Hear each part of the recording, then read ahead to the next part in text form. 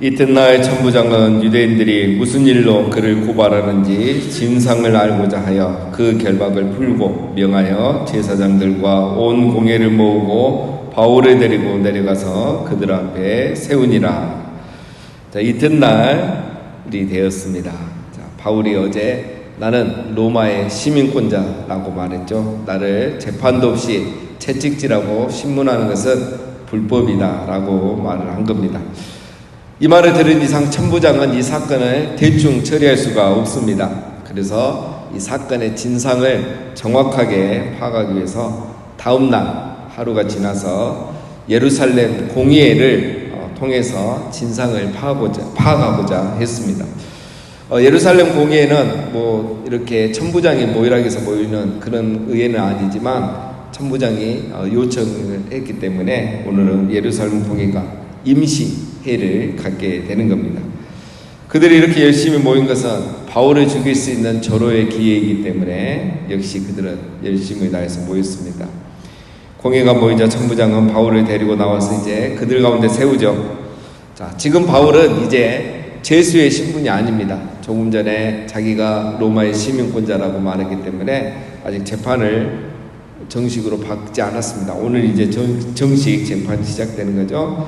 그래서 바울은 이제 죄수의 신분이 아니라 로마의 시민권자로서 당당하게 자기 의견을 진술할 수 있는 기회를 갖게 된 겁니다. 그래서 오늘 이 순간은 위기의 순간이 아니라 복음을 전할 기회가 온 것이죠. 드디어 정식 재판이 열린 겁니다. 어제 우리가 살펴봤죠, 여러분. 바울이 복음도 한번 전하지 못하고 그냥 맞아 죽을 뻔했습니다. 그런데 천부장이 도착해서 마침 소요를 멈출 수 있었고, 또 어제는 자기가 로마 시민권자라고 밝힘으로써 정식 재판을 받을 수 있게 되었습니다. 이렇게 됨으로써 바울이 오늘 복음 전할 기회를 얻게 되는 거죠. 그래서 죄수가 자기 죄를 해명하는 게 아니라 사도로서 자기 복음을 전하는 기회를 얻게 된 겁니다. 하나님께서 이렇게 완전 전화 이복을 가져오게 해주시죠. 1절 바울의 공회를 주목하여 이르되 여러분 형제들아 오늘까지 나는 범사의 양심을 따라 하나님을 섬겼노라 하거늘. 자, 바울이 먼저 말문을 엽니다. 자신은 오늘까지 범사의 양심을 따라 하나님을 섬겨왔다라고 말합니다. 자신은 하나님 앞에 부끄러움 없이 열심히 신앙생활을 하고 또 사역을 해왔다라는 거죠. 자, 오늘 1절 말씀을 보면 바울이 지금 감히 천부장과 또 공회 앞에서 아주 담대한 모습을 여러분 우리가 볼 수가 있습니다.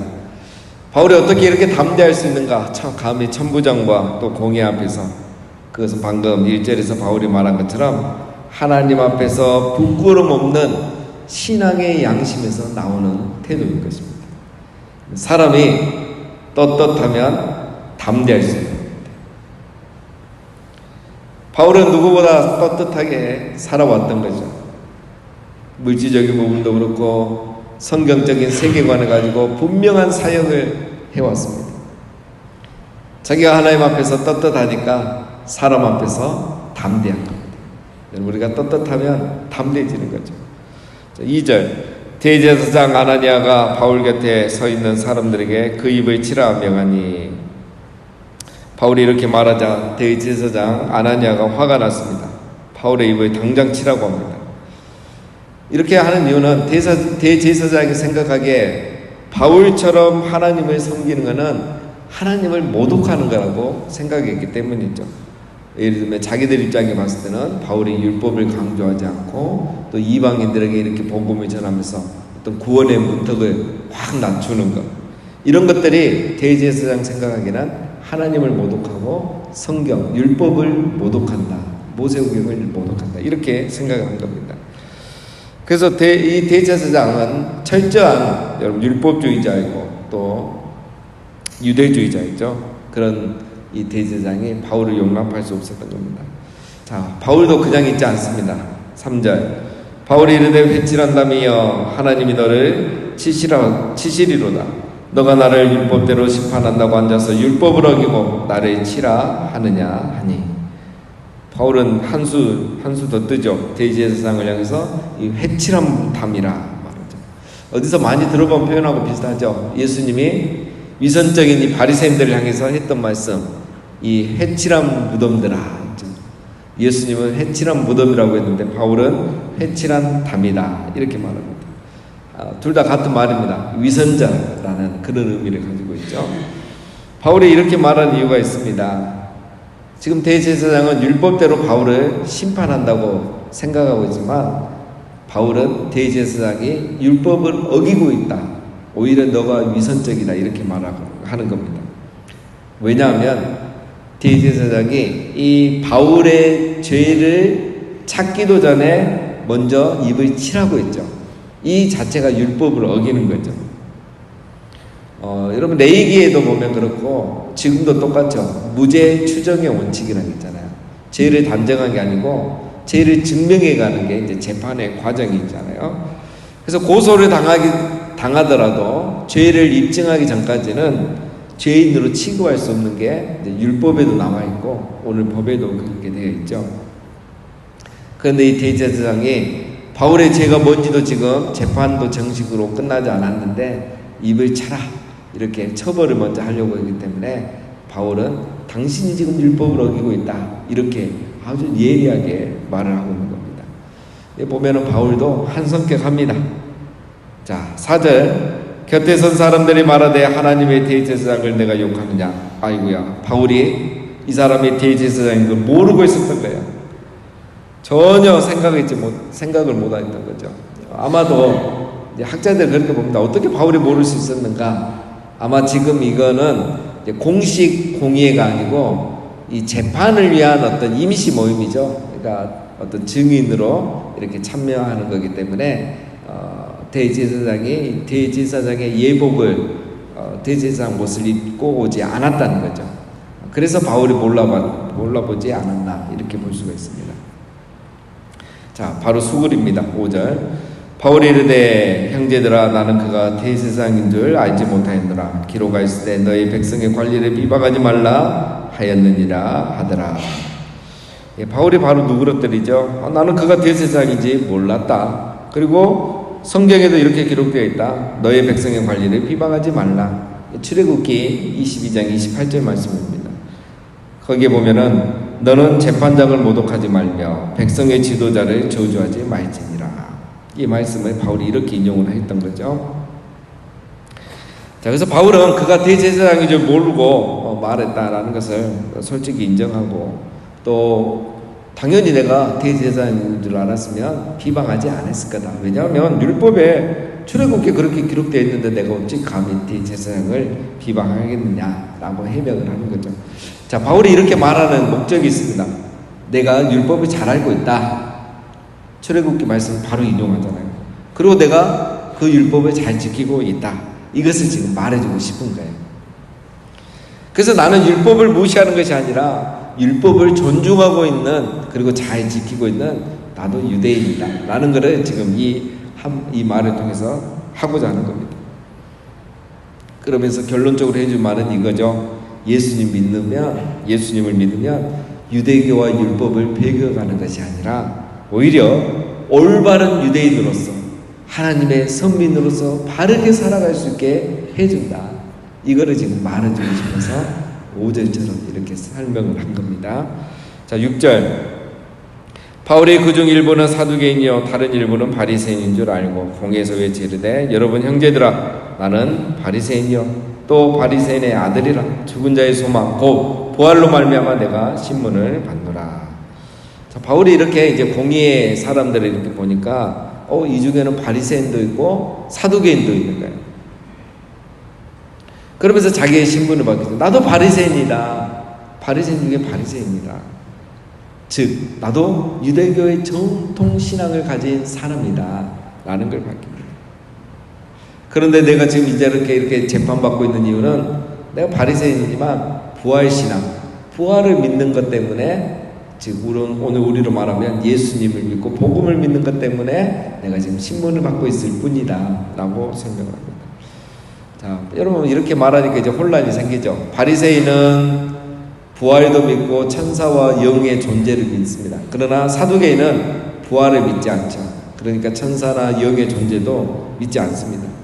그러니까 바울은 바리새인이면서 부활을 믿는다 하니까 이게 이제 논쟁이 돼버리는 거예요. 자, 7절. 그 말을 한즉 바리새인과 사두개인 사이에 다툼이 생겨 무리가 나누어지니 이는 사두개인은 부활이 없다고 천사도 없고 영도 없다 하고 바리새인은 다 있다 함이라. 자, 바울이 자신은 바리새인이면서 부활을 믿는다고 하니까 이제 바리새인과 사두개인들이 서로 이게 또 논쟁이 되는 거예요. 부활 문제를 가지고 이제 서로들 간에 싸움이 일어나는 거죠. 자, 유대인들이 잘하는 것 중에 하나가 토론과 논쟁이죠. 그러다가 싸우는 거예요. 유대인들이 잘합니다. 그래서 이 폭동이 커지죠. 9절. 크게 떠들 때 바리새인 편에서 몇 서기관이 일어나 다투어 이르되 우리가 이 사람을 보니 악한 것이 없도다. 혹 영이나 혹 천사가 그에게 말했으면 어찌 하겠느냐 하여. 자, 이렇게 싸움이 커진데 바리새인 중에 서기관 몇 명이 바울의 편을 들어줍니다. 바울은 죄가 없다, 이 사람은. 그리고 자기가 담에색 구상에서 무슨 예수님을 만났다고 얘기하는데 정말 그 존재가 천사일 수도 있고 어떤 영, 또 하나님일 수도 있는데 이 사람은 죄가 없는 것 같다, 이렇게 말하는 거죠. 이렇게 말한 이유로 바리새인들은 부활도 믿고 천사의 존재도 믿기 때문에 바울의 말이 거짓이 아닐 수 있다라고 편을 드는 거죠. 반면에 천사의 존재를 믿지 않는 사두개인들은 바울을 인정할 수가 없는 거죠. 그래서 이 분쟁이 이제 막 더 커지는 겁니다. 10절. 큰 분쟁이 생기니 천부장은 바울이 그들에게 찢겨질까 하여 군인을 명하여 내려가 무리 가운데서 빼앗아 가지고 영내로 들어가라 하니라. 싸움이 너무 커지면서 이 사람들이 또 결국 바울을 죽이려고 하는 거죠. 그러니까 천부장이 바울이 폭행당하지 않도록 빼내서 다시 영내로 데려가라고 합니다. 자, 바울이 두 번째 죽을 위기가 되었는데 또 천부장이 바울을 구해주죠. 자, 11절 마지막입니다. 그날 밤에 주께서 바울 곁에 서서 이르시되 담대하라. 내가 예루살렘에서 나의 일을 증언한 것 같이 로마에서도 증언하여야 하리라 하시니라. 자, 바울이 영내로 끌려가 혼자 밤을 지새겠죠. 그때 예수님이 바울에게 찾아오십니다. 그리고 말씀하시죠. 담대하라. 이 말은 반대로 생각하면 바울이 지금 심히 낙심하고 힘들어하고 있다는 말입니다. 그러니 낙심하지 말고 두려워하지 말고 담대하라, 이렇게 말하는 거죠. 왜 담대해야 되는가? 너는 예루살렘에서 증언한 것 같이 로마에서도 증언할 사람이다. 예루살렘에서 복음 전한 것처럼 너는 로마에도 가서도 복음을 전해야 될 사람이다. 그러니 담대라는 거예요. 이 말이 무슨 말이냐면 네 여기서 죽지 않아. 너 죽지 않아. 이게 끝이 아니야. 실패한 게 아니야, 이 말입니다. 너는 여기서 죽지 않고 살아서 로마에 갈 거야. 왜냐하면 거기서 복음을 전해야 되기 때문에. 그러니 담대해야 돼라는 겁니다. 예수님께서 하신 말씀이 결국 무엇입니까? 바울의 사명을 재확인해 주는 거예요. 사명을 기억하면 여러분 두려워하지 않고 담대할 수 있는 것입니다. 바울은 누구입니까? 로마에까지 가서 복음을 전할 사명을 가진 자. 이것을 위해서 하나님이 바울을 선택했습니다. 그래서 바울은 여기서 죽지 않을 겁니다. 저들이 아무리 저렇게 폭동을 일으켜도 바울은 죽지 않습니다. 너무 폭동이 심하니까 하나님이 천부장을 보내서 지켜주시잖아요. 바울은 여기서 죽을 사람이 아니라 로마에 가서 복음을 전했습니다. 바울이 이 사명을 기억하게 되면 두려워하지 않을 수 있겠죠. 그리고 담대할 수 있겠죠. 여러분, 우리가 사명을 기억하면 담대해질 수 있습니다. 이 말은 우리가 사명을 기억하면 상황에 끌려가지 않는단 말이에요. 사람의 눈치를 보지 않는단 말입니다. 상황 따라 낙심하거나 포기하지 않는다는 겁니다. 그러나 우리가 사명을 잊어버리면 용기를 잃게 되고요, 두려워하게 되고요, 낙심하게 되고요, 상황에 따라 끌려가게 되는 겁니다. 그래서 오늘 예수님은 바울에게 나타나셔서 두려워하지 않고 담대하도록 로마에서도 복음을 전할 사명자라는 것을 그에게 기억하게 해주신 겁니다. 오늘 우리가 또 한 가지 기억해야 될 것은 오늘 공회 앞에서 바울이 담대할 수 있었던 것은 또 신앙의 양심에서 나왔다는 것이었습니다. 신앙의 떳떳함은 신앙의 담대함으로 나타나는 겁니다. 여러분, 우리가 사역을 하고 봉사를 할 때 떳떳할 수도 있도록 떳떳한 신앙의 양심이 있어야 돼요. 그런 신앙의 양심에 따라 사역하고 봉사할 때 신앙의 담대함, 사역에 있어서 담대함이 나오는 겁니다.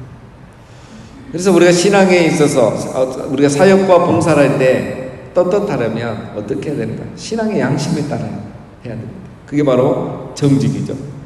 자기의 유익을 구하는 게 아니라 하나님의 유익, 교회의 유익을 구하는 거죠. 두 번째는 사람의 눈치를 보지 않고 하나님 앞에서 하나님을 경외함으로 하는 겁니다. 그러면 우리가 신앙의 양심을 따라 떳떳하게 사역하고 봉사할 수 있고 그 사역에는 담대함이 나오고 거기에 하나님의 기름 부으심과 열매가 나타나게 되어 있는 겁니다. 사랑하는 여러분, 바울은 사명을 기억함으로 담대해야 할 수 있었고 또 지금까지 떳떳하게 신앙의 양심에 따라 사역해 왔기 때문에 공회 앞에서 또 담대할 수 있었던 겁니다. 오늘 하루 우리도 하나님을 경외함으로 떳떳하게 사역하고 봉사하고 또 오늘 우리에게 주어진 사명을 기억하면서 상황에 끌려가는 자가 아니라 어떤 상황에서도 담대하게 살아가시는, 그래서 우리의 사명을 끝까지 잘 완수하시는 우리 모두가 다 되시기를 주님의 이름으로 축원드립니다.